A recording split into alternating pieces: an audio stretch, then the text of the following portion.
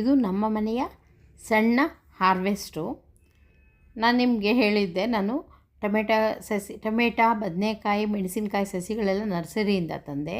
ಅದನ್ನೆಲ್ಲ ಪಾಟ್ಗೆ ಟ್ರಾನ್ಸ್ಪ್ಲಾಂಟ್ ಮಾಡುವಾಗ ನಿಮ್ಗೆ ಹೇಳಿದ್ದೆ ಅದರ ಅಪ್ಡೇಟ್ ಕೊಡ್ತೀನಿ ಅಂತ. ಸೊ ಅದರ ಅಪ್ಡೇಟೇ ಇದು ನೋಡಿ. ಇವಾಗ ಟೊಮೆಟೊ ಎಲ್ಲ ಬಿಡೋಕ್ಕೆ ಸ್ಟಾರ್ಟ್ ಆಗಿದೆ, ಬದನೆಕಾಯಿ ಬಿಡ್ತಾ ಇದೆ. ಮತ್ತು ಟೊಮೆಟೊ ನೋಡಿ ಎಷ್ಟು ಚೆನ್ನಾಗಿ ಬಿಟ್ಟಿದೆ ಗೊತ್ತಾ, ಗೊಂಚಲು ಬಿಡ್ತಾ ಇದೆ ಟೊಮೆಟೊ. ನಾನು ಪಾಟುಗಳಲ್ಲಿ ಹಾಕಿರೋದು ನೋಡಿ. ಇದು ಈ ವೆರೈಟಿ ಟೊಮೆಟೊ ಅಂತೂ ತುಂಬ ರುಚಿಯಾಗಿರುತ್ತೆ ಆಯಿತಾ. ನೋಡಿ ಎಷ್ಟೊಂದು ಟೊಮೆಟೊ ಬಿಟ್ಟಿದೆ ನೋಡಿ, ಸಣ್ಣ ಗಿಡದಲ್ಲಿ ಸಣ್ಣ ಪಾಟಲ್ಲೇ ಹಾಕಿರೋದು. ಎಷ್ಟೊಂದು ಟೊಮೆಟೊ ಬಿಟ್ಟಿದೆ, ಬದನೆಕಾಯಿ ಬಿಟ್ಟಿದೆ. ಮತ್ತು ಸೊಪ್ಪು ನೋಡಿ, ನಮ್ಮನೆ ಪಾಟುಗಳು ನಾನೇನು ಸೊಪ್ಪಿನ ಬೀಜ ಹಾಕಬೇಕು ಅಂತನೂ ಇಲ್ಲ. ಆ ಸೊಪ್ಪಿನ ಬೀಜ ಬಿದ್ದಿರುತ್ತೆ, ಅದಷ್ಟಕ್ಕದೇ ಹಾಕ್ತಾ ಇರುತ್ತೆ ಪಾಟುಗಳಲ್ಲಿ. ನಾನು ಸೊಪ್ಪಿನ ಬೀಜ ಅಂತ ಏನೂ ಹಾಕೋದಿಲ್ಲ, ಒಂದೊಂದು ಸಲ ಮಾತ್ರ ಹಾಕಿರ್ತೀನಿ ಅಷ್ಟೇ. ಇದೆಲ್ಲ ಅದಷ್ಟಕ್ಕದೇ ಬೆಳ್ಕೊಂಡಿರೋದು.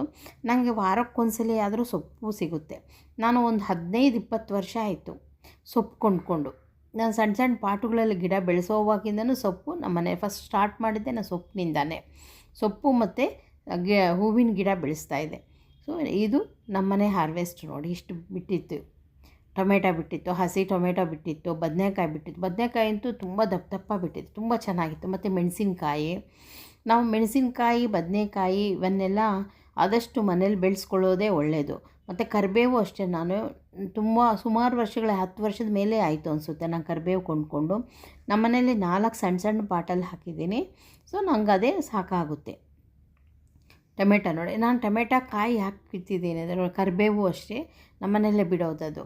ನಾನು ಟೊಮೆಟೊ ಕಾಯಿ ಹಾಕಿತ್ತಿದ್ದೀನಿ ಅಂದರೆ ನನಗೆ ಕಾಯಿ ತುಂಬ ಇಷ್ಟ. ಸೊಪ್ಪು ನೋಡಿ, ಸೊಪ್ಪು ಅಷ್ಟೇ ಎಷ್ಟು ಫ್ರೆಶ್ ಆಗಿದೆ ಗೊತ್ತಾ. ಎಲ್ಲ ಥರ ಸೊಪ್ಪು ನಾನು ಕಿತ್ಕೊಂಡಿದ್ದೀನಿ. ಸೊಪ್ಪು, ಟೊಮೆಟೊ ಕಾಯಿ, ಚಟ್ನಿ ನೋಡಿ, ಇದನ್ನು ಅಷ್ಟೇ ಸೊಪ್ಪೆಲ್ಲ ಕಿತ್ತಿದ್ದೀನಿ ನಾನು. ನುಗ್ಗೆ ಸೊಪ್ಪು ಸಮೇತ ನಾನು ಎಲ್ಲ